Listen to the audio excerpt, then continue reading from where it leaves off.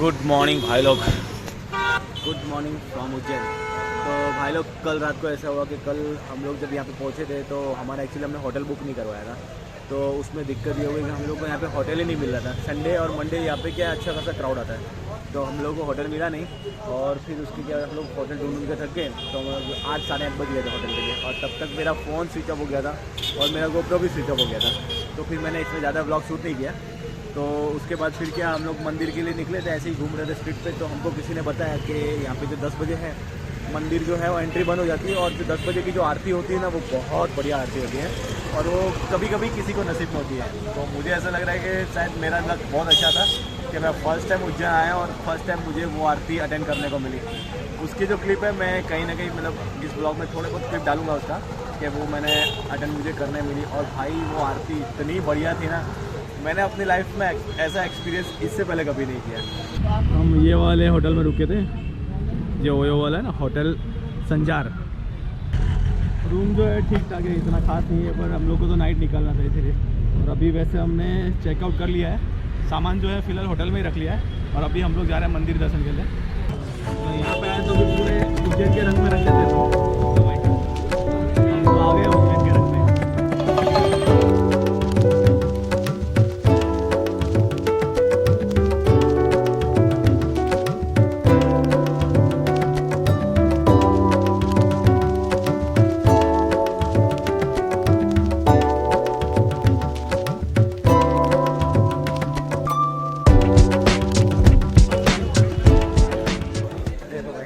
बढ़िया लग रहा है ना। ये रहा देखो, ये सामने ही मंदिर है, और ये जो है ना पूरा मंदिर परिसर एरिया है। यहाँ पे हम लोगों ने जूते चप्पल यहाँ पे जमा करवा दिए। देखो भाई, अभी यहाँ पे अलाउड नहीं है भाई मोबाइल वगैरह कुछ भी। वहाँ पे सिक्योरिटी चेकिंग भी होती है, तो फिर खाली खोला अंदर जाके फिर वापस बाहर आना है। इससे बेटर के अपने मोबाइल वगैरह जो कैमरा वगैरह है लॉकर में हम लोग जमा करा देते हैं। तो अभी यहाँ पे मोबाइल लॉकर है, तो अभी हम वहाँ जा रहे हैं। पहले कैमरा मोबाइल सब लॉकर में रख के रिटर्न में फिर वीडियो बनाएंगे, क्योंकि बाहर का जो पैसेज जो बनाया हुआ है ना वो आपको ज़रूर दिखाऊंगा। और वहाँ पे अलाउड है, मंदिर में खाली अलाउड नहीं है। A few moments later. चलो भाई, हमें अपने फ़ोन मिल गए, और अभी जो है अभी फटाफट हम लोग को यहाँ का जो बाहर का कॉरिडोर है उसका थोड़ा बहुत ब्लॉग शूट कर दें, और फिर निकलना पड़ेगा, क्योंकि अभी हम लोग को 3 से 4 बजे लगभग उज्जैन से हमको निकल जाना है। तो उससे पहले हमारा प्लान है कि यहाँ पे काल भैरव मंदिर है, वहाँ भी जाना है। तो ठीक है,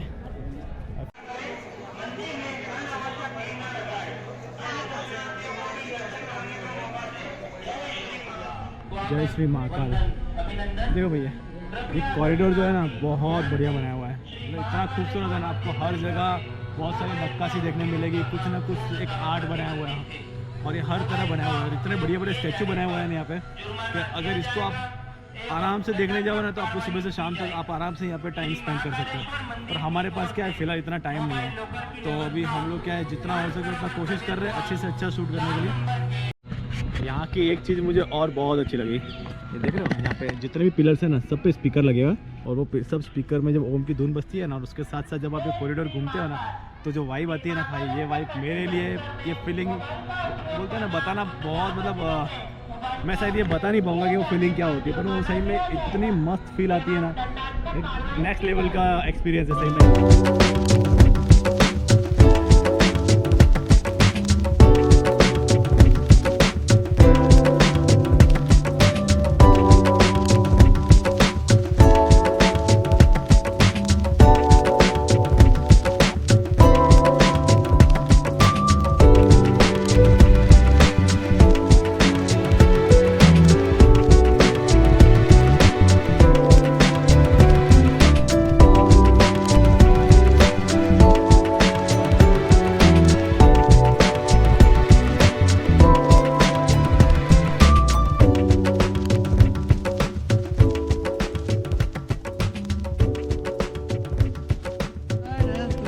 चलो भाई लोग, तो अभी यहाँ का प्रोग्राम ख़त्म हो गया, और ऑलरेडी यहाँ हमने इतना सारा टाइम निकाल दिया ना कि अभी 2 तो बज ही गए, और यहाँ नंगे पैर चल रहे हैं, और दोपहर का टाइम है, पैर जलने लग गया अभी।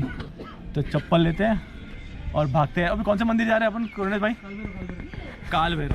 अभी यहाँ से हम काल भैरव मंदिर के लिए जाएंगे। तो चलो हम यहाँ से सामान वगैरह अपना पैकअप करके बाइक वगैरह लेके ही निकल जाएंगे, काल भैरव का दर्शन करेंगे और वहाँ से सीधा हम लोग सूरत के लिए निकल जाएंगे। A few moments later.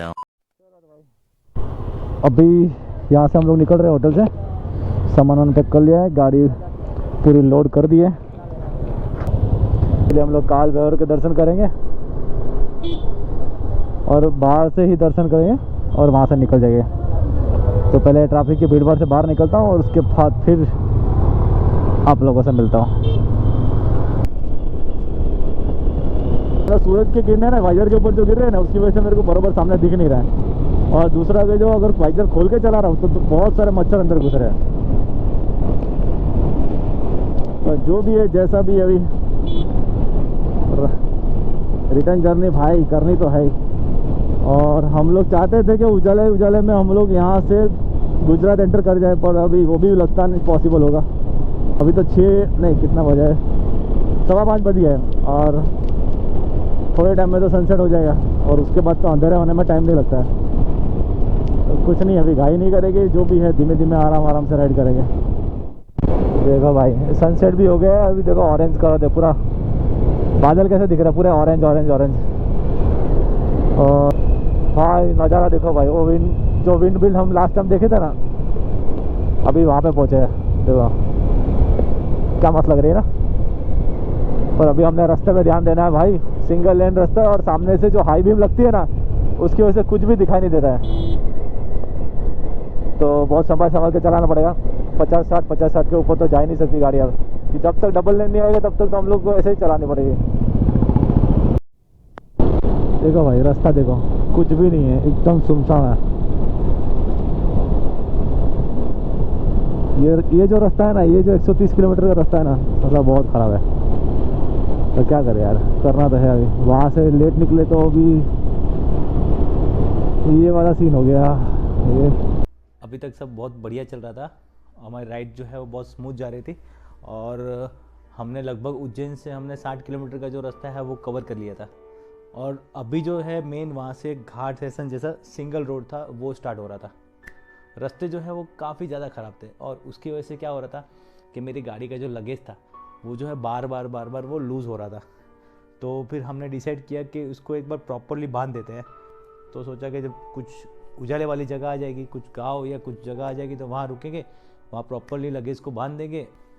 तो फिर हमने सोचा कि एक जगह रुक के अपना लगेज सेट कर लेंगे, चाय पानी पी लेंगे, एक छोटा ब्रेक ले लेंगे, लाइनर वगैरह जो है विंटर की चीज़ें वो पहन लेंगे ताकि आगे की जो राइड होगी वो अच्छे से हो जाए। तो फिर उसके बाद जो है हमने लगभग अभी भी 10-15 मिनट जो है बाइक चलाई और उसके बाद हमें एक सड़क के जो है लेफ़्ट साइड में एक छोटा सा ढाबे जैसा दिखा। तो हमने डिसाइड किया कि चलो अभी यहाँ रुक जाते हैं। तो हम वहाँ रुक गए और वहाँ मैंने जो है मेरी गाड़ी का जो लगेज है उसको प्रॉपर तरीके से मैंने उसको बांध दिया और फिर लगभग हम 15 से 20 मिनट रुके हो गए और फिर वहाँ से हम लोग अपनी जो राइड है कंटिन्यू कर ली। उसके बाद जो है आधा घंटे तक हमने कंटिन्यू और बाइक चलाई और रास्ता जो है वो और ज़्यादा मतलब टर्न वाला जो रास्ता बोलते हैं ना, घाट स्टेशन जैसा, मतलब इतने टर्न्स आ रहे थे और घाट स्टेशन जैसा लग रहा था और ज़्यादा तो कुछ दिख नहीं रहा था, पर कहीं कहीं ऐसे छोटे छोटे टीले जैसे दिख रहे थे। मतलब लग रहा था कि कोई पहाड़ी एरिया में से हम लोग गुजर रहे हैं और गाड़ी की जो विजिबिलिटी थी वो कुछ ज़्यादा नहीं थी, मतलब मैं 50 फुट भी देख नहीं पा रहा था उसमें। और तभी जो हुआ, एक ऐसा सीन हुआ कि एक गाड़ी जो है हम तीनों को ओवरटेक करके आगे की साइड निकली और थोड़ी सी और आगे गई होगी, फिर वापस वहाँ से स्लो हुई और हम अपनी स्पीड में कंटिन्यू थे। हम जो है 50-55 की स्पीड में हम लोग मेंटेन कर रहे थे गाड़ी को। तो वो बंदा हमसे थोड़ा आगे निकला, फिर थोड़ा स्लो होके मेरे पास आया और थोड़ी देर मेरे साथ में चलते चलते फिर बाद में करुणेश भाई मेरे पीछे चला रहे थे, तो वो गाड़ी करुणेश भाई के साथ साथ चलने लगी थोड़ी देर के लिए। और उसके बाद वो गाड़ी जो है और थोड़ी पीछे गई और जयू जो एकदम लास्ट में चला रहा था, तो जयू के बराबरी में वो बंदा गाड़ी चला रहा था। और फिर हमने ज़्यादा कुछ उसको ध्यान दिया नहीं, पहले हम अपनी स्पीड में चल रहे थे। फिर वो बंदा जो है गाड़ी से जयू की गाड़ी के साथ में गाड़ी चला के उसने जयू के साथ कुछ डिस्कस करना स्टार्ट किया। तो बाद में मुझे जयू ने ये चीज़ बताई थी कि वो बंदा उससे बात कर रहा था वो बंदा जयू से कुछ बात करके जयू को कुछ गाड़ी रोकने के लिए बारे में बोल रहा था। तो जयू ने गाड़ी रोकी नहीं और जयू ने गाड़ी थोड़ी स्पीड बढ़ा के करुणेश भाई के पास पहुंच गया और करुणेश भाई को उसने वो सब बात बताई कि भाई ऐसा ऐसा सीन हो रहा है। तो करुणेश भाई ने फिर मेरे पास आए और फिर उन्होंने मुझे बताया कि भाई शायद कुछ पंगा है, कोई बंदा है जो हमें फॉलो कर रहा है, तो भाई हो सके तो थोड़ा स्पीड बढ़ाओ और इस झंझट से बाहर निकलना है। तो फिर मैंने अपनी स्पीड थोड़ी बढ़ा ली और जैसे ही हम तीनों ने स्पीड बढ़ाई वैसे उस बंदे ने भी स्पीड बढ़ाई और वो बंदा कंटिन्यू हमें फॉलो करने लगा। और फिर थोड़ा फास्ट में जयू के पास में आके जयू के साथ शायद गाली गलौज भी किया उसने और उसको मतलब फोर्सफुली उसको रोकने की कोशिश करने लगा और वो सब हमको ज़्यादा ठीक नहीं लग रहा था। तो हमने और अपनी गाड़ी की स्पीड बढ़ा ली कि भाई अभी कैसे भी करके बस इस झंझट से बाहर निकलना है, ये सोच के हमने गाड़ी और फास्ट भगाने लगे। तो वो बंदा हमारा पीछा नहीं छोड़ रहा था और उतने देर में ऐसा सीन हुआ कि एक स्प्लेंडर वाला बंदा कहीं से आया और वो भी सेम वही करने लगा, वो बंदा भी हमें फॉलो करने लगा। तो उतने में उसने क्या किया, वो बंदा जो कार वाला था पता नहीं वो क्या चाहता था पर उसके इरादे जो है बिल्कुल ठीक नहीं लग रहे थे, वो कुछ गलत इरादे से ही था, वो पक्का पता चल गया था क्योंकि वो बंदा बार बार हम एकदम पास आने की कोशिश कर रहा था, कट मारने की कोशिश कर रहा था बाइक पे और साथ में वो मेटल की कुछ तो भी चीज़ थी जो वो ज़मीन पे फेंक रहा था, पता नहीं वो क्या चीज़ थी बट वो कुछ तो भी फेंक रहा था ज़मीन पे, शायद गाड़ी रोकने के लिए कर रहा था, कुछ ऐसा कर रहा था। तो फिर हमने जिस जगह पे हमको 50-55 की स्पीड में हम लोग गाड़ी चला रहे थे वहाँ पे ऐसा हुआ कि वहाँ पे किसी भी तरह से हम लोग को बाहर निकलने के लिए हम लोग गाड़ी की हम लोग इतनी ज़्यादा स्पीड चला रहे थे कि मैं वो जो लीड कर रहा था आगे और मैंने लगभग अपनी गाड़ी चलाई होगी 70-80 की स्पीड में चला रहा था और सामने जो है रास्ता कुछ भी दिख नहीं रहा था, पता नहीं चल रहा था कब गाड़ी किधर टर्न लेना है कब, बस मेरा ध्यान एक ही जगह हो रहा था गाड़ी के मैप पे, रोड पे और मैप में बस मैं वही कर रहा था क्योंकि मैप में मुझे पता चल रहा था कि अभी टर्न आने वाला है, सामने ज़्यादा दिखता नहीं था तो उसके सहारे मैं चल रहा था। पर उस टाइम जो माहौल था ना बहुत थोड़ा वो बोलते ना थोड़ा डरावना वाला माहौल बन गया था क्योंकि हमें कुछ पता नहीं था कि अभी क्या होने वाला है, आगे कोई और होगा नहीं होगा क्या होगा। उस टाइम दिमाग चलना भी बंद कर दिया, तो उस टाइम मैंने व्लॉगिंग भी नहीं करी, कुछ कैमरा भी स्टार्ट नहीं किया, कुछ नहीं, क्योंकि उस टाइम सिर्फ ध्यान मेरा रोड पे था, बस कैसे भी करके अभी यहाँ से बाहर निकलना था। और वहाँ से दाहोद अभी भी काफ़ी दूर था और उतने में एक नसीब अच्छा था कि एक दूर से एक गाड़ी दिखी और उससे मुझे पता चलने लगा कि ये रोड उधर की साइड जा रहा है या इधर टर्न ले रहा है, कहाँ ले रहा है। और जब नज़दीक गया तो पता चला कि वो एक थार थी और वो थार जो थी वो गुजरात पासिंग थी।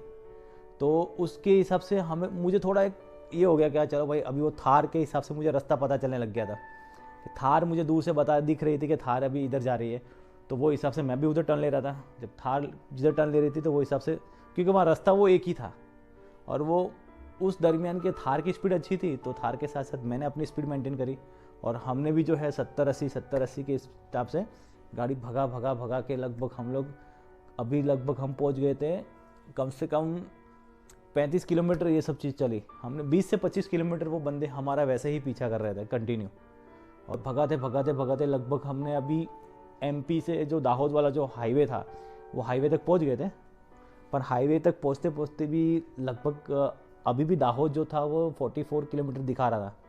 तो फिर हमने डिसाइड किया कि भाई अभी फ़िलहाल यहाँ रुकना ख़तरनाक लग रहा था, तो इसके लिए फिर हमने डिसाइड किया कि अभी हम रुकेंगे नहीं, अब जो है सीधा हम गुजरात जाके ही रुकेंगे, दाहोद के आसपास जाके कहीं रुकेंगे।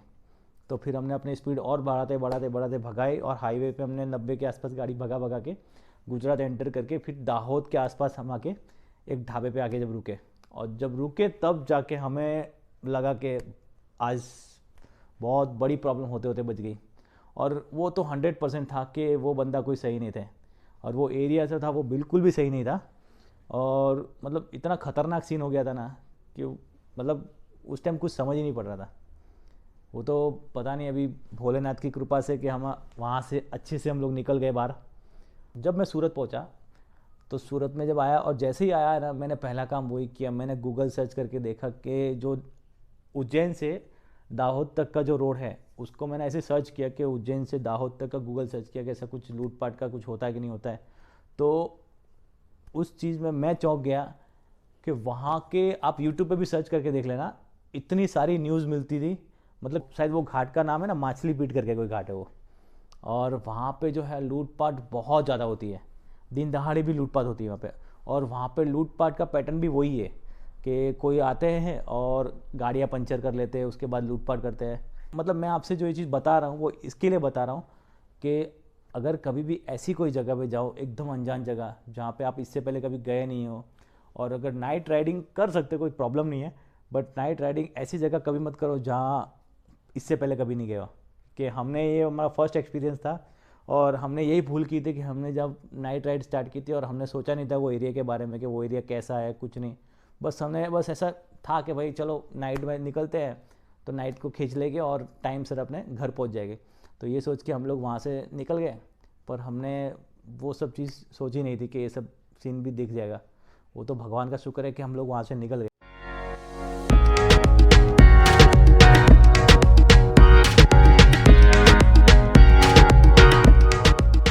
आई होप आपको ये वीडियो अच्छा लगा होगा, और अच्छा लगा हो तो प्लीज़ कमेंट करना, और नहीं अच्छा लगा हो तब भी बताना कि उसमें क्या अच्छा है क्या बुरा है। तो ठीक है जी,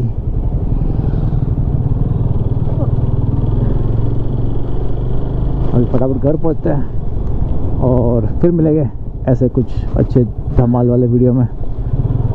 तो तब तक के लिए टाटा बाय बाय, जय श्री कृष्ण। चलो भाई, थैंक यू सो मच।